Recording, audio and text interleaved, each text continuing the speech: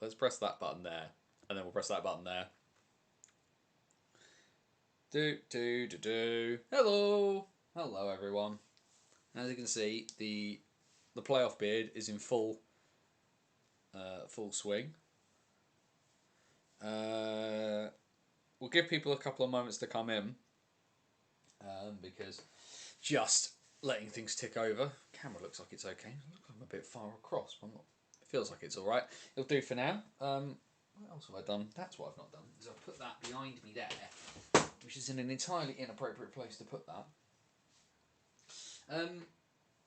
Catch-up crew, as people are coming in. If you're on the catch-up crew, answer the warm-up question. Who this upcoming weekend is going to be the big standout performer? Britboy is in the building. Evening, sir. Hope you're doing well. I assume, like a lot of Swindon fans, you aren't nervous ahead of this upcoming weekend. Going to be good.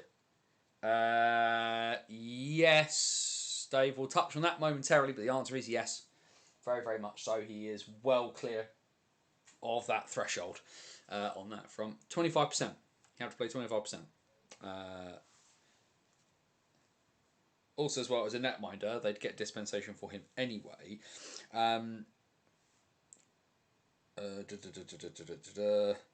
But the threshold of a 54-game season, you have to play 25% of the available games, so you have to play 14, which Heiskanen does. Also, God bless the fact his name pronunciation is on Elite Prospects. We love it. We'll let people roll in because folk are coming in. Folk are coming in, so I'm also going to have another swig of water before I start. There we go. You can tell it's that time of year because the sun has not completely disappeared behind the houses. Because what you'd obviously, because as before we start, the hockey shelf, of course, is here, but right here is a window.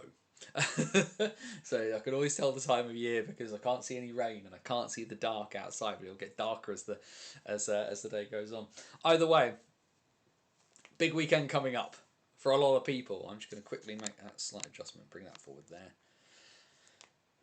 I think we should probably get on with this. Guys, gender fluid and all beyond the binary. It is Wednesday, it is 8 PM, and welcome back once again to the BOTW What's Current stream. My name is Anthony Russell, here once again to walk you through the weird, wonderful and wacky world that is British ice hockey. We cover the lot, every game from every division in the senior game, men's and women's.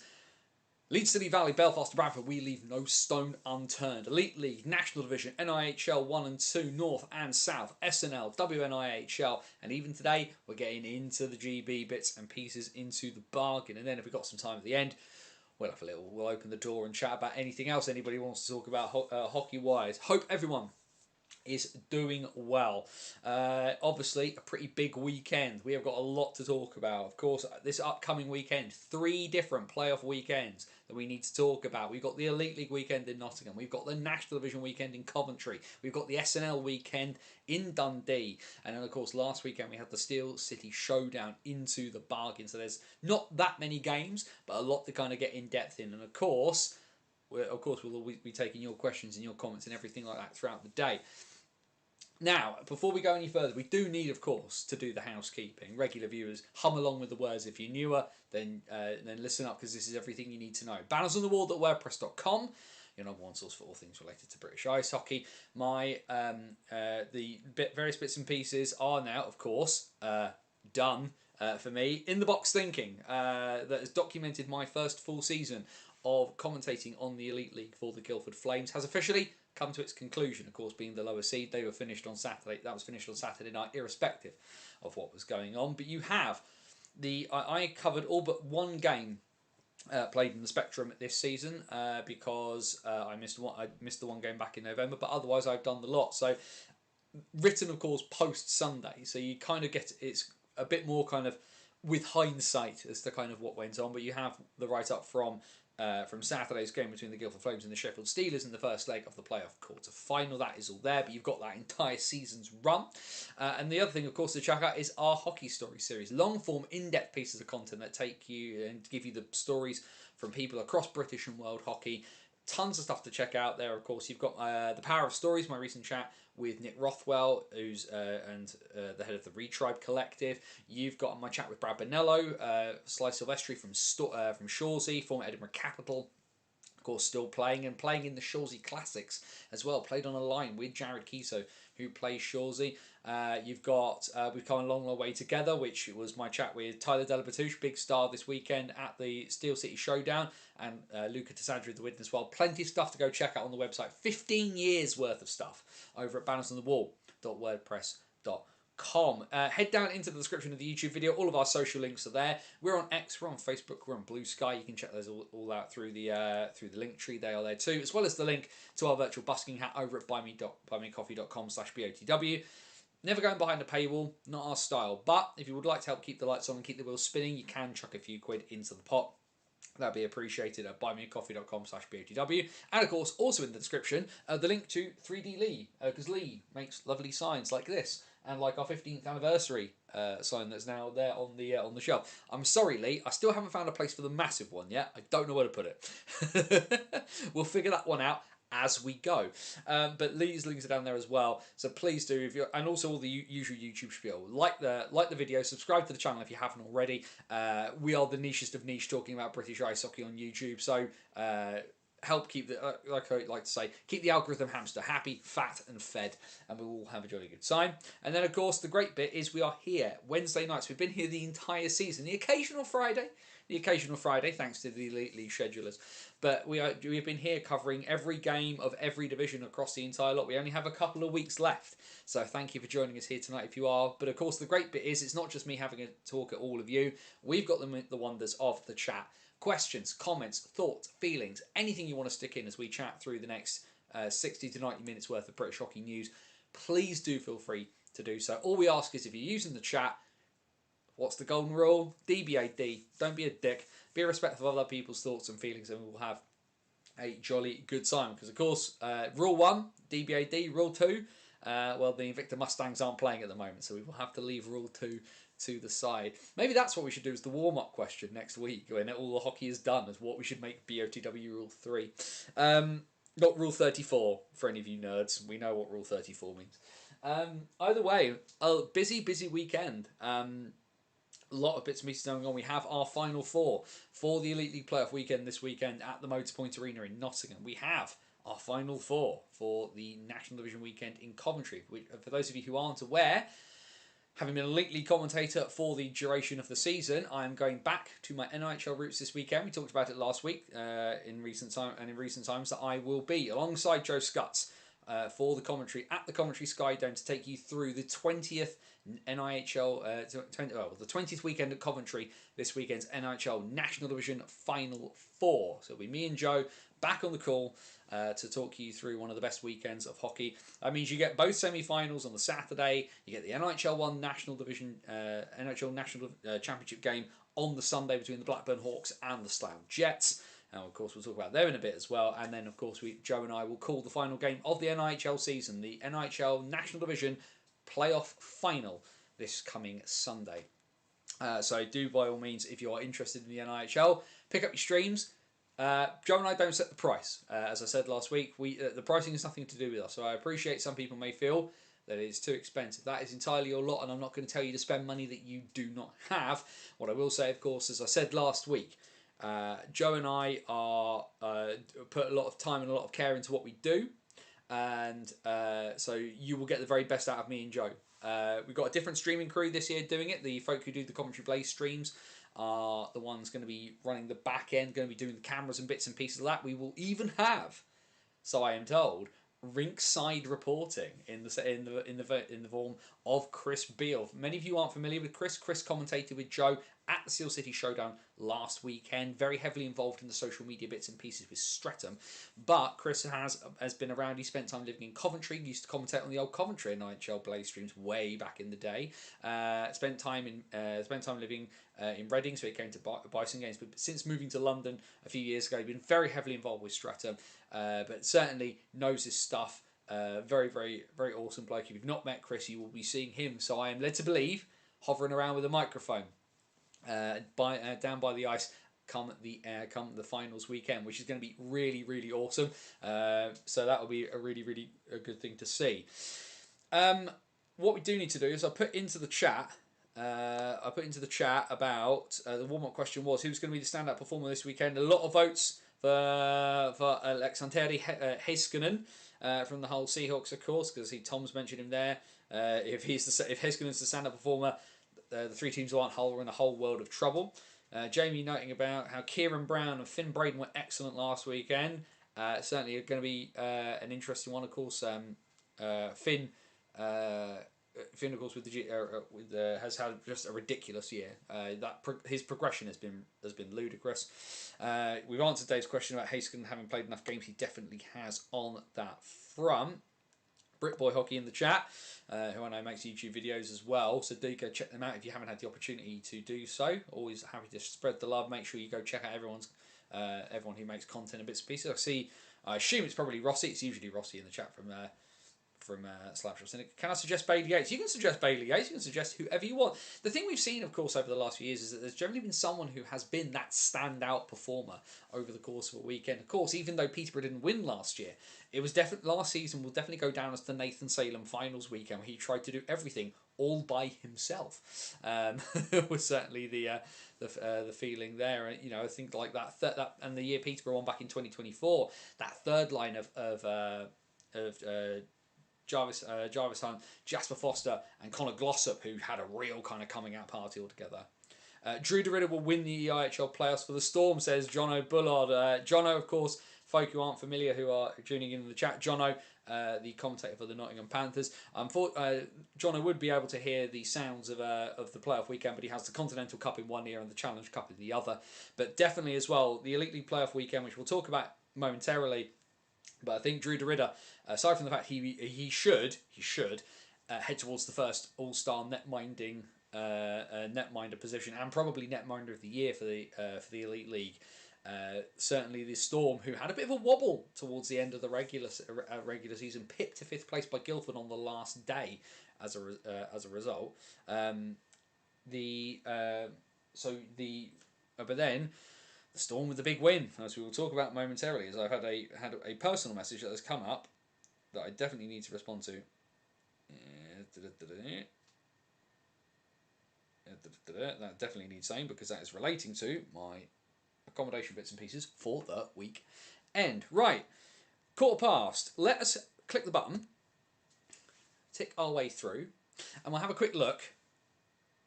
He says, having now realised he's pressed the wrong button and not loaded anything up, so he can actually follow himself along properly. Following off the back of my question, I don't hear enough people talking about Yates, even though he's one of the best young Brits right now. Keep your eyes out, guys. I mean, certainly the issue with Leeds is, aside from the fact that they are such a young team anyway, the average age of elite prospects for the Knights is 23. You think as well that this includes Miskovic, this includes Bissonnette, and Sam Gospel's not a young man anymore either, and their average age is still young enough to be on a two-way in the Elite League and not count against roster spots. That's how ridiculous that is. Either way, the Elite League, at the top of the show, as we usually go through. Here we have the results from the first legs of the 4 quarterfinals. Of course, there was where Muggins was, right at the top, because we were the early face-off on Saturday. Guildford and Sheffield, as I said, in the box thinking, over on Banners on the Wall at WordPress.com for you to check out. Like I said, it is a bit more hindsightful, given what comes after. Yates plays for Sheffield. Why am I getting him in Leeds? What am I doing? I'm having an absolute mare before I've even started. You know what it is? And I'll tell you this now, and I realise that it's over here, so apologies. It's getting this thing full. It's been making the packs to go in there for the weekend. And I realise I probably need to have an evening off talking about hockey or looking at any hockey, and now I'm doing this.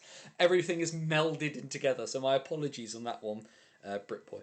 But yes, either way, Guildford and Sheffield 1-1. Jamal Watson and Evan Jasper with the goals in this one. A really fun game to call. Now, for people whose memories are long enough, I actually did call Guildford's home tie in the playoffs last year against Nottingham, and I did. It was interesting in that sense because I don't know whether it's just because I'd gone through so much of it. I felt very nervous last year doing a playoff game in the Elite League, having never done one before. Whereas even though this is quite a big game, the nerves weren't there, but there was still very much a very big desire to, get it right in that sense. And despite the fact I seem to anger some Sheffield Steelers fans by not agreeing with them on everything. I feel like I actually kind of came out of it okay, and it was a really, really good, really entertaining game. It is a game I think Sheffield edged on the balance of things. At the shot count, very heavily in favour of the Steelers, but I think the second period alone kind of pushed the Steelers over the top in terms of being the better side across the course of the 60 minutes. Either way, they held them to 1 goal apiece. Coventry were a goal up against Cardiff before the Devils pushed themselves in front.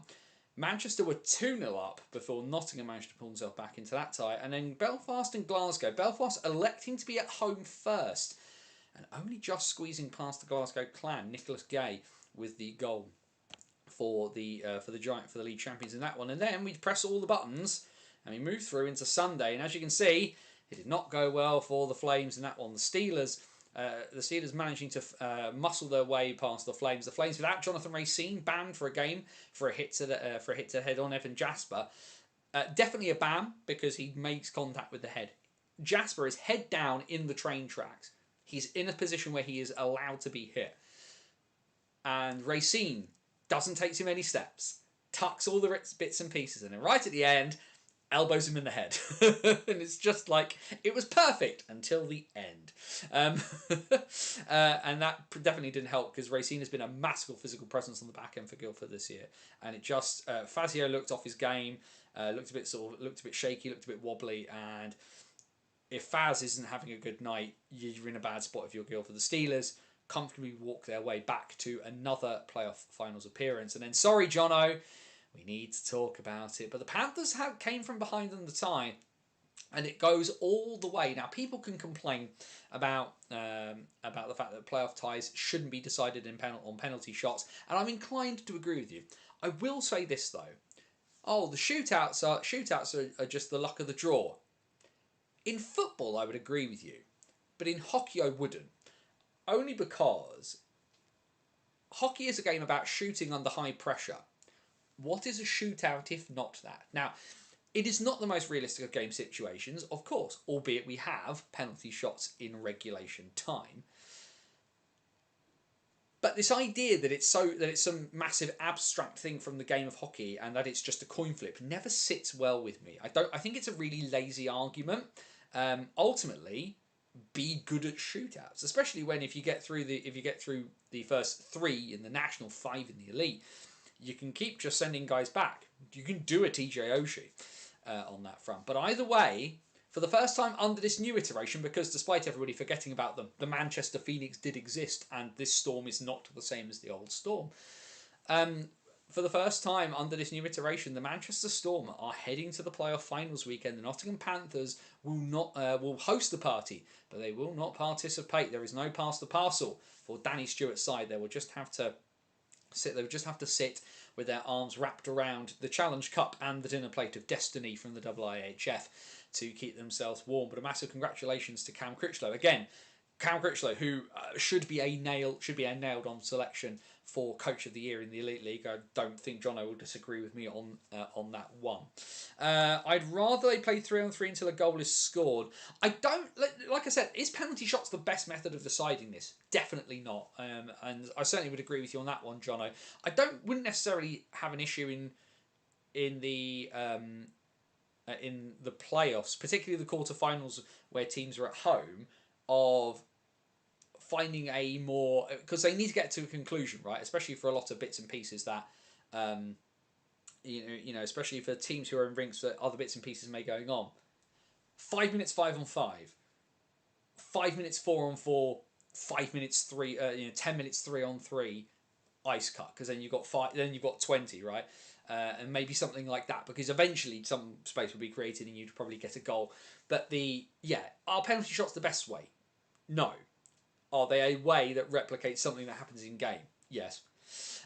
Elsewhere, so we have the Steelers, we have the Steelers, and we have the Storm, and then Well, Coventry have generally been better on the road for the most part, at least that's what Stu Coles told me. But the Cardiff Devils, who for me now going into this weekend have to be the favourites, managed to just lean on the Coventry Blaze and push the Blaze out. The Devils and the Blaze seem to meet in some sort of competition, usually the playoffs, at some point during the season like this. But the Blaze, despite the fact they, for me, are the most entertaining team to watch in the Elite League, entertainment can only do so much. Paul Thompson back at the playoff weekend in Nottingham, this time behind the bench of Cardiff. And then the league champions are not going to the playoff weekend. The Challenge Cup holders are not going to the playoff weekend. Belfast knocked out at the quarterfinal stage on a Sunday night by the Glasgow Clan, who head to the finals weekend for the first time since 2014.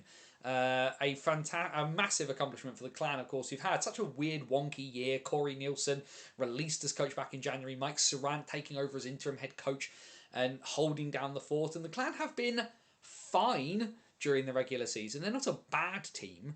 They're also just not a good team, I think, is probably the issue on that front. And that's probably what's let them down a little bit in that sense.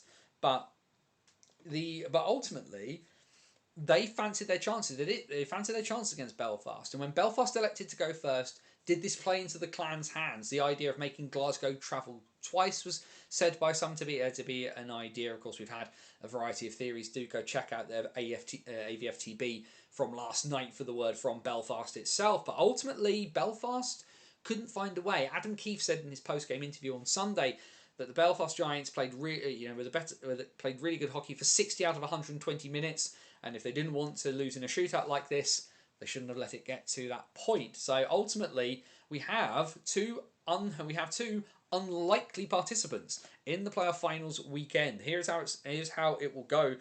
Cardiff Devils as the highest seed take on the lowest seed, which is Glasgow. They will be in the first game on Saturday, followed by Sheffield versus Manchester is your rundown for Saturday at the NIC. And then, of course, on Sunday you get the third, fourth place playoff, make your own jokes, followed by the Elite League playoff final, which will be live on Premier Sports. All of the games across the weekend will be available to stream on EliteLeague.tv. You can go check that out. But the final itself will be on Premier Sports. I did chuckle. I think somebody posted the photo from Premier Sports saying, "Catch the Glasgow Clan" on the blurb for the playoff final. What do they know that we don't? Is the question on that one.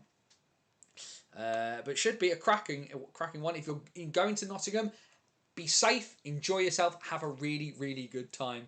So that should be a really, really good one. Luca Sandri in the chat. Tyler is going to the Final Four. I should hope so. I should hope so on that front. You'd think that he wouldn't let Gledhill, he wouldn't let Jace Gledhill do that one all by himself, as it were. Either way, the Elite League weekend, Nottingham should be a cracker. We will see. We will have 3 different winners of the 3 different Elite League trophies for the first time in quite some time. The third, fourth place commentary will be on point. Jono's back! Hooray! Awesome news to hear, mate. Great to see that they got you back on back on your home turf, doing the bits and pieces for what will be, of course, your last game of the Elite League season. Great to see. We do like. What's I put here? I agree with you on this discussion, but player welfare always seems to be a subject during this topic. Player welfare, I agree with. And certainly player welfare of suspending a guy for a game during the playoffs or elbowing a guy in the head makes sense.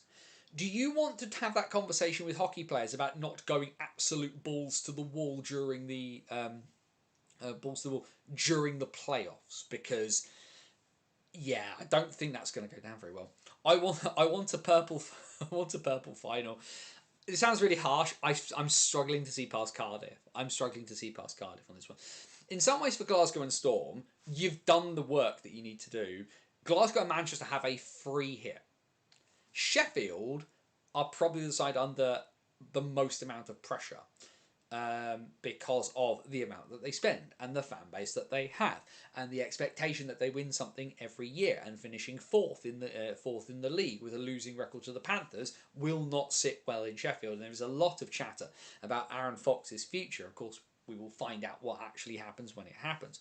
For me, though, Cardiff are the best team left in that competition out of the... Having watched all 4 this year at times, both with my own 2 eyes and watching enough highlights, Cardiff are the best team left. I think it goes to Cardiff. And like I say, we get 3 different winners of the 3 different trophies in the Elite League. No bad thing in my opinion. I think that's going to be really good, all things considered. What happens as a result, I do not 100% know. For me, we get a Cardiff. We do end up, unfortunately, with a Cardiff-Sheffield final. However, the chances of a Cardiff-Manchester final feel very high. Because like I say, Glasgow are not a bad team, but they're not a great team. Manchester, in the moment, given the wave of momentum they are riding off of beating the Panthers in Nottingham on Sunday, would you want to bet against Manchester again? There's the question there at the Mo. Apologies, I've had another message that I do need to answer very quickly.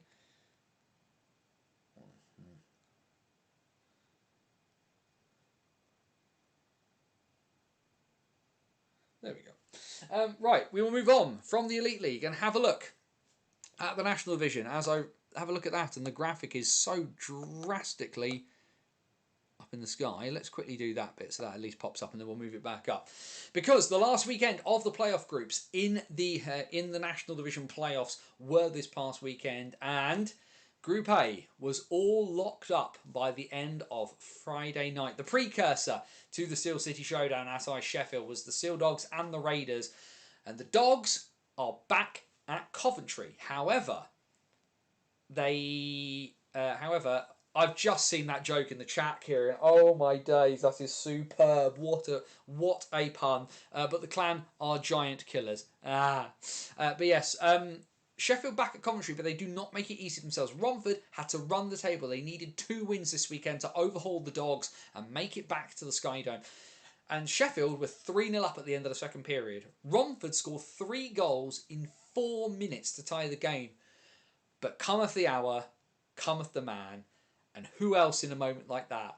Jono Phillips, 5 minutes from time, sends the Seal Dogs back to the National Division playoff final weekend for the first time in the Tony Smith era of ownership.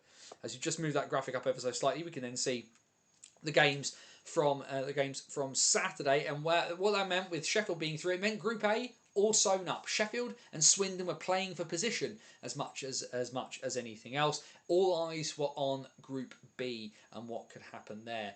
Hull and Telford end up going all the way through the 65 minutes, but it's Emil Svek's penalty shot goal that is the decider that gives Hull the points there. Swindon get a 2-1 win at the Link Centre in Aaron Nell and Sam Bullas's final home game. Of course, those two 1,600 games, whatever it was, 1,800 games between the two of them. Aaron Nell tallying his 1,300th point. Bully has been around basically forever and will never leave the ring, irrespective of the fact he's not playing. But a decent end to the campaign for the Cats, a decent campaign for those two as they skate off into the sunset, as it were. All that is left for Sam Bullas and Aaron Nell is, can they get the one trophy that has eluded them throughout their career in the EPL and throughout their career in the National Division, and that's the playoff trophy next weekend in Coventry. MK, they needed a win to stay alive, and it was back and forth, but it was not enough. The Leeds Knights with a 6-5 win with their depleted roster full of children, more teenagers than a sixth form college playing for Leeds at the moment, especially with their players on GB, players due to go off on GB under 18 duty as well. But that was it for MK. They could not make it through, eliminated on the Saturday night, and the playoff. We will have new playoff champions for 2026. The 2025 winners are done for the campaign. That just then left us with the 4 games to play on Sunday. MK travelled up to Leeds, pretty much comfortable win there again for the Knights, as the Lightning closed the door on 25-26, and Lewis Christie's brief time in charge of the Lightning comes to a conclusion as Pete Russell takes over for next season. Romford Well, already being out, they were then outclassed at home by the Steel Dogs score of 6-2 there. Ben Clark-Leach getting some important time between the pipes, given the fact the Cats had already qualified. The GB International, not many GB Internationals played that much South 1 this season, but BCL between the pipes for the Cats as they win by 4-1 as the top line in the division are sent heading towards the golf course. And then it all came down to one game. The one spot was left on Sunday night. It was Telford and it was Hull. Telford 1-0 up going into the third period, and then after pulling it level, the one goal, the game-winning goal. We talked about John O'Phillips being cometh the hour, cometh the man. Who else for Hull but Bobby Chamberlain? The captain scores the goal with just under 5 minutes left in the third period. Lee Bonner put fires in the late third, and for the first time in their history, the Hull Seahawks are back at I can't say back at Coventry. I mean, there's enough Hull Pirates in there, but the Hull Seahawks are there for the first time since their founding in 2022. What that means going into next weekend is semi-final number 1, 1:30 this coming Saturday at the Sky Dome. The Leeds Knights, the dynasty, as it were, potentially coming to an end. Leeds no longer league champions, didn't win the cup. And having not won the Plus for a couple of years, could be potentially staring down a trophyless season for the first time in quite some time, even though the future looks very bright with all of those youngsters in it. Up against the Cup winners, the Steel Dogs. Will their important netminder make the start line? Because the big question, but with names like Summer and Genjinov and Phillips and Larinmar and Garcia and Davy Phillips and all of the other and some of the younger Brit talent coming through, like Yates, like Joe Matthewman. What will we see out of the Cup winners? Can Slava Kulikov do the business at Coventry again? We will find out to start with at 1:30 on Saturday. And then on Saturday's main event, the league champions are in action. It is first versus second in the regular season to round out Saturday at the Sky Dome. Swindon versus Hull, and what could potentially be the final game in the career of Aaron Nell and Sam Bulluss. They play at 5:30 on Saturday to extend their hockey careers by 24 hours. Fantastic way to fantastic first weekend. It should be an absolute cracker, all things considered. The other news, of course, that's come out of the National Division is the fact that we have had the announcement of the All-Star teams. Let's do that and get that better. There we go. As we had the All-Star teams released for the National Division. I am aware they have been slowly releasing the Division 1 and Division 2 All-Star teams. We'll leave those to next week. But we have had the All-Star teams out for the National Division heading into the weekend. There's the first line for you. Netminder is Sam Gospel of the Leeds Knights. On the back end, Ryan Wells of the Swindon Wildcats and Jarrett Baker of the Romford Raiders. And up front, all Phantoms all the time. The highest scoring line in the league. Yanni Larkinen, Cam Huff and Luke Ferrara, the top scorer in the NHL National Division. An interesting point, of course, to note that four of the 6 first-team All-Stars will not play at Coventry. And then the second team, All-Star team, Rennie Marr and goal, CJ Garcia and Ben O'Connor on the back end, and up front the forwards in the All-Star team, TJ Anderson of the Romford Raiders, David Thompson of the Telford Tigers, and Bear Genjinov of the Sheffield Steel Dogs. Slightly better in this one because 4 of the 6 will actually be in Coventry. At this point, Ben says, I'm interested as well to what people think about this one. Ben O'Connor making the All-Star team despite having not played a third of the season due to injury is an interesting one. But certainly speaks to the quality of Ben O'Connor. And also you think about how Swindon have done. Yes, they didn't get there in the cup, but they did win the league, and they are probably, really should be, irrespective of their poor record at the Sky Dome, favourites for the playoffs. And they could well do it without arguably one of the finest British defencemen of his generation on the back end to see them through as it goes. Of course, one of the things with Swindon, distributed scoring amongst their top end, because if you think about the fact, if we go back, the issue, of course, for Peterborough across this year, and for me, I think there is potentially an argument that you swap out either Lakinen or Huff for Genjinov. I also think potentially that there is a few people you could potentially rotate in and around. I did have this conversation with Thomas Graham earlier this week, but certainly I think the issue for Peterborough, a fantastic line as you can see, but one line cannot do anything. Whereas you see that you get in the teams that have done better, Swindon offense from different places, because whether it's Viegas, whether it's Van der Maraka, whether it's Watkins, although Watkins' form has been a little bit shaky at times across the year, Malazinski, then it's Nell, then it's Billing, then it's Griffiths, then it's Jones, well, then it's then it's Shaw, and it's Lipsy.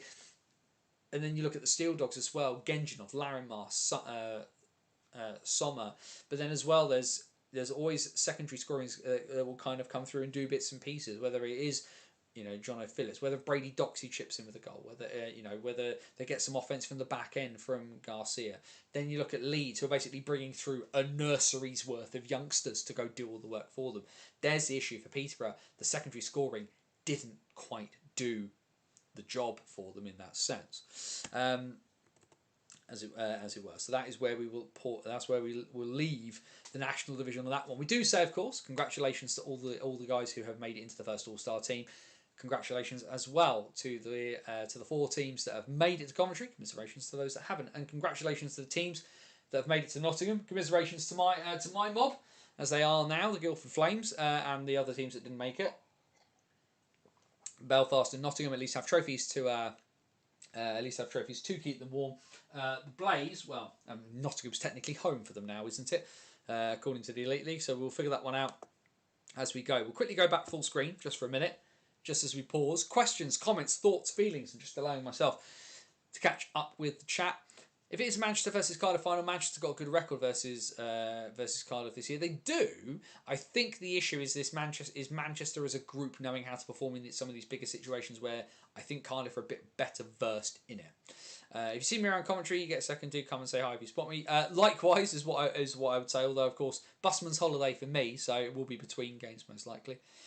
Kieran, great to have you in the chat, buddy. Bray was good for the Phantoms this weekend. He's not a bad netminder. I think the issue is just finding a place that will give him the big minutes he needs right now. Jamie, how 10 minutes and 4 seconds can cost you a season, Anthony? MKL completely collapsed to a completely stunned Thunderdome. 2/3 of this MKL team won't be back next season. Fascinated to see what Pete Russell does in terms of bringing some bodies in. There's obviously a core there that will likely stay. I am interested to see what happens to Will Curlin, because obviously Headley very much the number one. You imagine Pete Russell will keep him. Whether Curlin stays again to be the 1B, or does he take? Is there a spot for him somewhere that he takes a chance and steps out into the wider world to try and get more minutes? Someone who's watched the last 2 Coventries and watched the Cats of the last 2, it always seems as though the Sky Dome black hole sucks them in. I think there's something to be said for last year's Coventry weekend, where it really felt like it took the Cats a great amount of emotional energy to get themselves over the line into that point, and get themselves there. And they got there, and I think it's pretty much kind of an unspoken thing that everybody knew by that weekend that Jake Bricknell, the club's top goal scorer, was going. And Bricknell was a non-entity. He's gone and scored 100. He's gone and scored another 100 points, this season. But for a Bristol team that barely touched the sides, right? Swindon kind of know what their future is. Aside from the fact that you've got Viegas back for next year, which I think we can all agree, huge gap for Swindon to keep an ECHL quality player in the national division for next year. And then that Aaron's going behind the bench. You know that Bully's going. And for me, the emotional weight of not letting down Aaron Nell and not letting down Sam Bullas is maybe what might be enough to pull Swindon over the line this time. Even if they only get to the final. Because in the final, like I say, it's one game. But for me, I cannot see a Swindon Wildcats roster that this weekend, off any other weekend that's gone before it, will not go absolutely, bite through their mouth guard, bite through their lips, put their face through a wall to get Aaron Nell over the line. Because if they turn up on Saturday, knowing what they have, knowing what they've been able to do this well this year, they are the league champions for a reason. If they can't find a way to show up on Saturday, I do not know what to tell any of you. There'll be a few of us sat in the bar of the Premier Inn, scratching our heads as to what we do. on that front. So yeah, should be a crazy one. Louise, are you at playoffs? I'm at Coventry, Louise, because I'm commentating. I'm commentating on the National Division weekend, so I will be there. I did a few people say, "Oh, I'll buy you a beer in Nottingham." It's like, you can you post it? Can you send it in an Uber? Find its way to me there, or just send me the money. I'll go to the Wimbledon by myself. Great signing. Yes, Viegas is a fantastic signing for Swindon. I've still got to be proven wrong that Aaron Nell can set up a team to win in Coventry. 0-5 proves otherwise. You have to remember as well, though, that there was a really big gap between the 3 and the 4 there, Jamie. Give him a chance. There was a decade on that front. I hope you gave the graphics minion a rest this weekend. Should be no up for him. Luca, I did give Max a rest this weekend, it should be said, and we'll talk about him more a little bit in a minute. If anything, Luca, I've done his work instead this week, because I took a bunch of video from the game today and I sent them to Max and I sent them to his mum. So that should be awesome. I cannot take another semi-final loss. Well, we'll all be in the bar, so it'll be fine. Have a great weekend, says Louise. I'm in Nottingham, and absolutely have a fantastic weekend up there, Louise. I think if the one thing I have said, if the Flames have, if I hadn't, I was booked for Coventry quite a long time ago, so I was always going. So I think if the Elite, what will be going forward in the future. Would I commentate on the Elite League finals? If I was offered it, something I would discuss with them, obviously. But yeah, I enjoyed Coventry immensely. It's really, really good fun. I have a lot of friends. I have friends who are there, irrespective. So it's always a really, really good weekend. It's a really great way to just end the season. But I also get the honour of commentating on the games now, and have done I commentated on one game in 2023. No, this is my. Hang on, let's do some maths. 2023, I did Solway versus Streatham. I did the weekend in 2024 with George Perrett. I did 2025 with Joe. So this will be my third full weekend and my of doing games. My fourth weekend of doing games in general. As a Flames fan. Oh, well, my apologies for the last season then, of having to put up with me shouting. Jokes aside, always fun. It'll be interesting as he's against the first-time commentary coach rather than Audi or Slava this time. Also, no, wasn't the coach until the last 2 appearances, so technically he's 0-2. Hooray! My record is less bad than it was 5 minutes ago. What was Britboy said there? Aaron does a lot more behind the scenes than people notice or talk about. He does. Aaron now does a lot across the national division as well as doing stuff for Swindon. Hopefully the lack of playing will certainly help on that front. So yeah, should be a good one in that sense. What we will do very, very quickly. louder the better in my eyes. Hopefully I will not anger too many people over the weekend. Although that being said, Swindon fans, are you in front of us again? Because you'll have me shouting into their ear. Graham put the tea down and ordered the whiskey. That being said, if Haskellin turns up and goes full brick wall, there's not a lot that can be done. The Swindon need a far better first 10 minutes than the last 2 seasons. 100% agree on that front. They have started so. They've started so slowly in Coventry the last couple of years. You almost want to call the AA to see if there's a problem with the engine on that front. And also as well, what I'm interested for Hull, because of course they had that 6-1 drubbing in the playoffs against MK on the Sunday of the first weekend. And their response was interesting. So they lost 1-0. They lost 1-0 to Leeds. And Hull, amazingly, go into this finals weekend with the lowest goal score. They've only scored 14 across the 6 games in the playoffs, and a goal difference of 0. Now, Hull having conceded a few goals is very interesting, but Hull have gone into this one, like I say, by not conceding a ton of goals, and we'll work that out. And so that'll be an interesting one. Swindon. Well, Swindon we know can score. Swindon. It's not like Thomas said in the chat. It's not a question of can they do it. It's can they do it on the day. That'll be the big one there. We must get in contact over summer and sort something out content wise if you're up for it. We'll figure that one out down the line. Kieran's lying in the chat about not drinking too much during the weekend. Either way, we will have a quick move on because, of course, there was a big event over the course of the weekend, and that is that the Edinburgh Capitals have doubled up. They took the SNL League title and a 1-0 victory at the Kirkcaldy Ice Arena. It means that they have won the SNL Cup. A 1-0 victory over the Whitley Warriors sees the Caps add to their total. It means that the Caps are on the verge of the Scottish Grand Slam. All they need to do is make their way through the playoffs that are upcoming this weekend. But congratulations to everybody at Murrayfield for that one. The other thing that happened on Saturday at Fife as well was the SIH's first women's playoffs in their new format. 3 teams playing a bit of a round robin and then a final. So congratulations to the Glasgow Thistles on winning the women's playoffs in Scottish ice hockey. You can see there a picture of their kits. Those are something else. The Clan are stealing all of your ideas on that one. There were a few games though on Sunday in the SNL. The last bits of the playoffs needed confirmation. And yes, Edinburgh played in the cup final on Saturday and had to play the second leg of their playoff quarter final on the Sunday in North Ayr. Fortunately for the Capitals, it was relatively easy going. They win by 8-1 against the Bruins and comfortably walked their way into the playoff weekend.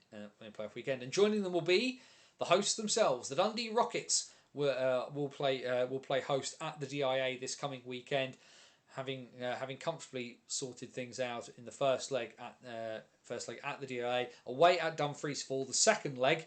A game which saw Jamie Thompson's young son Bailey have a fantastic fight, it should be said. But the Rockets absolutely blast the Sharks away. 9-0 the final score. Both of those ties end up 15-1 on aggregate. That means this coming weekend at the DIA, it is the Scottish National League playoffs. First semi-final at 2 p.m. between the league champion Edinburgh Capitals and the Paisley Pirates, and then at 6 p.m. the second semi-final between the Dundee Rockets and the first time appearance in the SNL for the Whitley Warriors. Of course, it's been a season of nearlies for them, second in the league table behind the Capitals, losing the Scottish Cup final to the Capitals.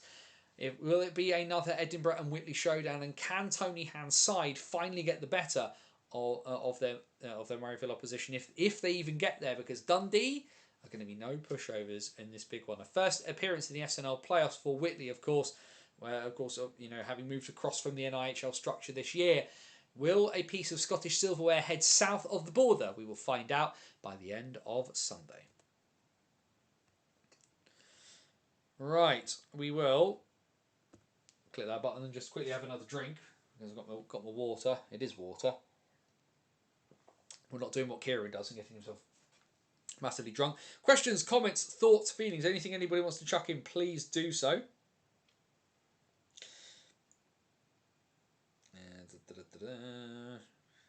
Yeah, like I say, obviously very interested to see how hungover people are going into the Saturday.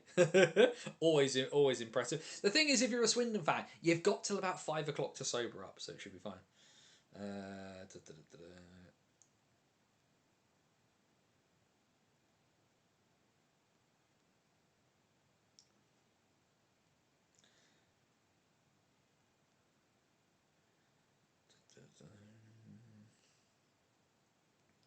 Just going to quickly respond to that message that I've got there. But yes, if there's whiskey, I will have whiskey for sure.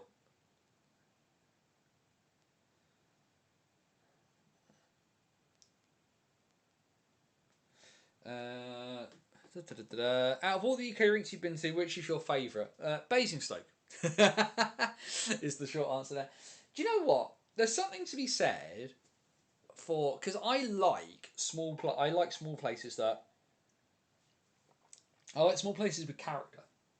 So like I did Belfast this year for the first time, which I know a few folk here have obviously been to, and that is a different class. I liked Murrayfield when I went because you could kind of feel the history in the place. But I kind of sort of put it in different sort of bits and pieces, because the thing is, having gone to Basingstoke for so long, where our rink was progressively getting worse and worse and worse, I've always found it I found that because the nature of ice facilities in Great Britain vary wildly, that I generally look more about the overall experience than I do just about like what's my favourite rink. Because like Oxford, I really liked Oxford. Oxford, the Cafe Oxford is amazing. Like it does really, really good food for a really fair price. And yeah, the City Stars were not great, and of course, a shame that we're not going to get them back next year either. But the um, there's something to be said about this old rink with like the netting, but also just having like really good, really warm, comforting food. Belfast, like I said, is something else. It's ridiculous. Some of the arena bits and pieces. But I've had Stovies at Murrayfield.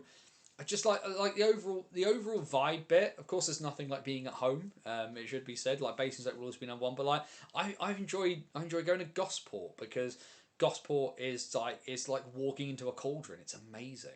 Um, or like D-side where you walk through the tunnel through the leisure centre to get to the ice rink, and I just remember having like come off a week of not being well, being stood on the terrace at D-side with the Billingham fans with a hot dog in one hand and a can of Stella in the other, and that's a much bigger thing for me on that front than sort of saying, oh, this rink is amazing kind of thing. Because like I've been to Madison Square Garden, and I've been to the Scotiabank Arena and things like that, and like how good is the thing? How good is the experience more than the elements of that kind of thing? Um,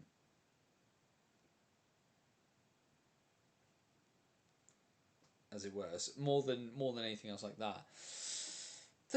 In fairness, I blame my supervision. I miss the old tunnel in MK. Blimey, that's a long time ago. Thoughts on the B statement that was released today? Yes, we probably should have touched on this with the National Division bits and pieces. The Berkshire Bees have announced that they remain members of the National Division but will not ice in 26-27, which, given they have no ice, is relatively straightforward. I think we all saw it coming.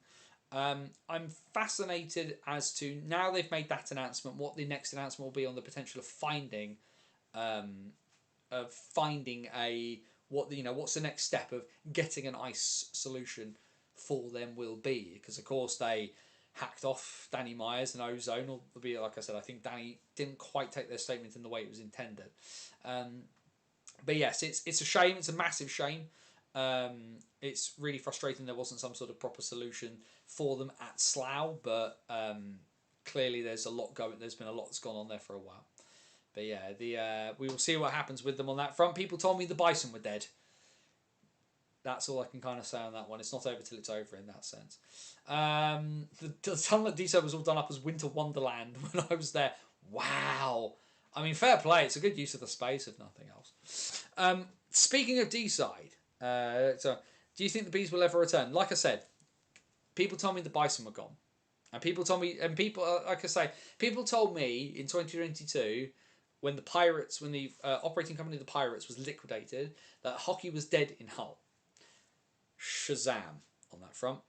Either way, we will have a quick look. Speaking of D-side, and we will head head back to last weekend and to Sheffield and the Steel City Showdown. Now, for those of you not familiar, the Steel City Showdown is the Division 1 and Division 2 playoff weekend. On the Saturday, you have the regional division playoff finals. So North 1, South 1, North 2, South 2. And then the winners of the respective regional ones then play in their national finals. So you had 4 games on the Saturday, 2 on the Sunday, 6 games, all with something on the line. And as you can see, the Division 2 North final, which kicked off Saturday at Sheffield, was a bit one-sided. Now, fair play to D-side. They had run the table. They had, coming from 6th seed, they had knocked out the 3rd seed Coventry NIHL Blaze. They knocked out the 2nd seed Sheffield Titans, who were also the losing cup finalists as well. Losing cup. Certainly lost in the Cup 2 Sutton.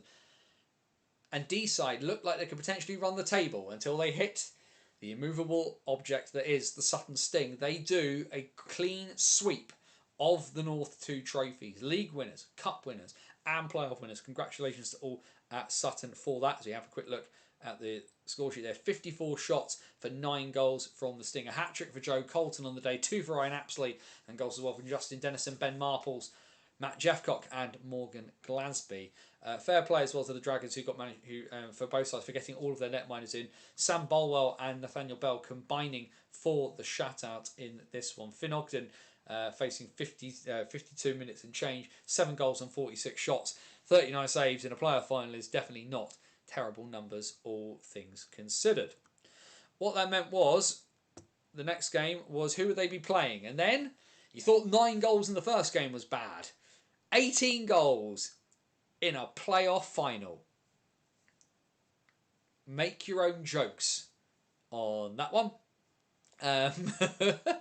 Bit of a crazy one, all things considered. But either way, Guildford and Peterborough, I feel like they've played each other a bajillion times. And I don't think anybody will have seen this score coming. But the Guildford Phoenix, having beaten Peterborough to the league, lost to the Phantoms in the Cup. It was the rubber match between the two. And the Phoenix take this one by 12 goals to 6. Guildford 5-1 up at the 29-minute mark in this one as well, it should be said. Crazy numbers.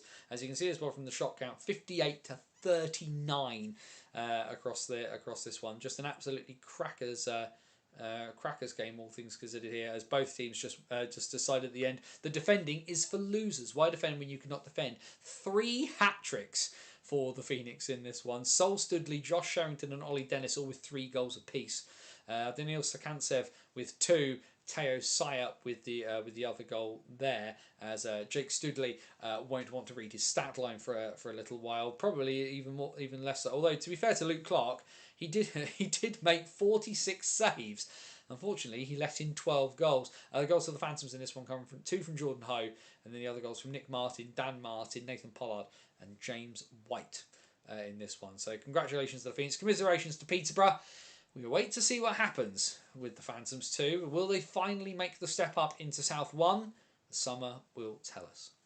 Then elsewhere on Saturday then, the next game up was the North Final, the big one between Blackburn and Deeside. And at the end, it was a back and forth battle that the Hawks end up just pipping. Deeside 3-2 up at 28:30. And then 4-3 down by the end of the end of the second period, and the Hawks just ended up shutting the Dragons down. Obviously, a bad Saturday for Welsh hockey fans, as both D-side teams can't get the job done on Saturday. Congratulations to Blackburn on adding the North Playoff final, the North Playoff title to their league title. The Dragons will have to make do with the Welsh Cup and the North 1 Cup to keep them warm on this occasion. Hawks goals coming from Charlie Thompson, Dylan Hullaby, which there's some confusion there, given that he was initially banned following a review, but we will see what happens on that one. James Riddick and Jakob Hayek for the Hawks. Reset was Ross Kennedy, and of course Jake Witkowski for the D-side Dragons. Some pretty decent net-minded performances. 32 saves from Harrison Walker, 39 from Tyler Delabatouche between the pipes for the Dragons. And then the main event of Saturday night was the South 1 final. Slough and Streatham together again. The league champs and the cup winners, having beaten Streatham to both. Streatham then beat Slough in the Challenge Cup, their additional cup competition. How would things fare here? And well, Streatham initially seemed to be getting the better of things. 2-0 up, pulled back to 2-2 by the Jets. Streatham go 4-2 up, pulled back to 4-4 by the Jets. And it goes all the way to the very end of the shootout. And Ziggy Beasley is the man who has the playoff title winning goal for the Redhawks in the shootout. They end up pipping the league champs by 5-4 at the end. Slough goals in this one: 2 from Ollie Hemmingsmar, Christian Moore and Seb Moore with the other goals. The big players turning up on the night, if nothing else, for the Jets. For the Redhawks, Beasley, of course, with the shootout winner. The goals in regulation time going from Ryan Watt, Luke Brittle, Aidan Doughty and Alan Lack. So that was Saturday. That was Saturday on that front. That's what rule 3 should be. Why defend when you cannot defend? I mean, that's very, very well. Quality game made better with beard. Well, watching Tyler whilst drunk was the way to do it, Luke. Yes, I'm sure it probably was. Yes, goaltending definitely optional in that South 2 final. What that meant was we went into Sunday. The North 2 National Playoff Final, Sutton versus Guildford, and the Sting fall at the final hurdle. No grand slam for Sutton in this one. They did pin Guildford back a little bit, but as you can see, the Phoenix 13 seconds in and a goal up. Sutton pulled it back to 2-1. But the Phoenix just too strong, and the Guildford Phoenix, no grand slam for them this year. Peterborough doing a number in the cup competitions, as is true Peterborough hockey style. However, the Phoenix are the ones that stand tall and laugh last in Division 2. The final game of the Division 2 season goes the way of Stuart Potts' side as they win by 6-1 over Sutton. But the team's combining for 94 shots in the 60. Callum Russell with the lone goal for the Sting. The goals for the Phoenix, 2 from Ollie Dennis, 1 and a goals from Sol Stoodley, Josh Sherrington, Daniel Sakantsev and Joe Stevenson. Both as Guildford put in Dmitry Volkov's for some time. No Oscar Minton for the Phoenix this weekend. He has been away with England under 17s. Nathaniel Bell making 45 saves on the day. But congratulations to the Phoenix as taking the last trophy of the Division 2 season. Commiserations to the Sting. Still a fantastic season from Sutton, winning all of the trophies across North 2, the undisputed masters of their division, but falling at the final hurdle. And what would happen in the Division 1 final? And well, all the trophies, all the silverware is heading south. Brett Shepherd shuts the door on the Blackburn Hawks, and it means that Streatham will be watching out of the corner of their eye this coming Sunday, as that one team is declared the Division 1 national champions, and Streatham sit with the playoff trophy in their hand, as Streatham beat the South 1 champions in Slough and then beat the North 1 champions in Blackburn. Luke Brittle and Aidan Doughty with the goals. Alan Lack with 5 assists on the weekend into the bargain. Of course, if you haven't seen it and you are a fan of fighting, there is an absolute corker of a fight in this one between Sam Zajac and Alan Lack, 2 old warriors going head to head. A pretty tight game, as you can see. Blackburn out shooting Streatham by 32-31 across the 60 minutes. But on the balance of play, it's the Red Hawks who did more of the work. Blackburn not troubling Brett Shepherd enough on the day. And as you can see there, Brett Shepherd, who had to step up in a big way when given the injuries this season to Danny Milton, but it is he who leads Streatham over the line and gets them both the South and the National playoff titles and the Ken Taggart Memorial Cup in Division 1.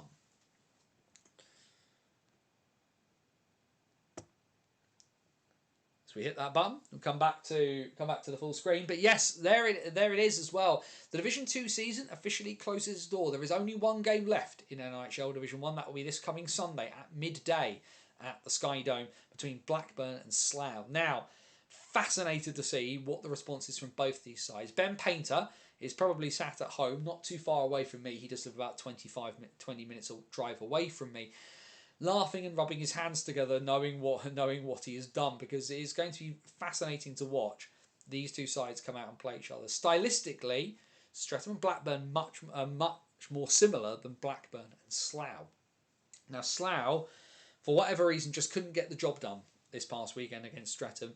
They are going to be pissed. There's the only way to describe it. But Blackburn as well will also not like the fact that they have been that they fell short at the final hurdle, with a very experienced, very knowledgeable squad. And that's the thing I'm really interested to see. Slough have their veterans. Lord knows we can't call Neil Lydiard young anymore. He's old enough to be the father of most of the team. However, there's a lot of guys who were in and around the upper echelons of the old EPL and the National Division in that Blackburn side a lot sooner. Harrison Walker, for all his being a backup at Leeds, has got multiple leagues. Showed his worth when playing for the Knights. Multiple league winners' medals in his pocket. People like Charlie Thompson, Tom Barry, Andy McKinney. Like, this roster's got a lot of good people on it, as well as some very good top end North 1 talent. People like Jacob Lutwich. What can they do against the speed, the skill, and the absolute systems-based madness that is Slough? Now, of course, Slough are the defending defending Division 1 national champions. Blew Billingham out of the water last season in Coventry. 6-1 that final score. It wasn't. We thought it would be a contest, given Billingham had obviously beaten Slough the weekend before, after Slough was still playing at like 11:40 the night before. But Billingham and Slough split the series 1 apiece, and Slough now come back to Coventry, having fallen short in Sheffield again. What is the response going to be? Because given I worry about Blackburn's ability to be able to keep up with the fitness and the pace of the Jets. What Blackburn will be good at, and the thing that Slough have always struggled with, is having seen them against teams that are definitely not as good as Blackburn. I've seen it happen to them mostly against Invicta. If you find a way to stop them putting the puck, to pass around you, they will struggle. If you clog the neutral zone and clog your passing lanes in a really disciplined way, Slough will struggle.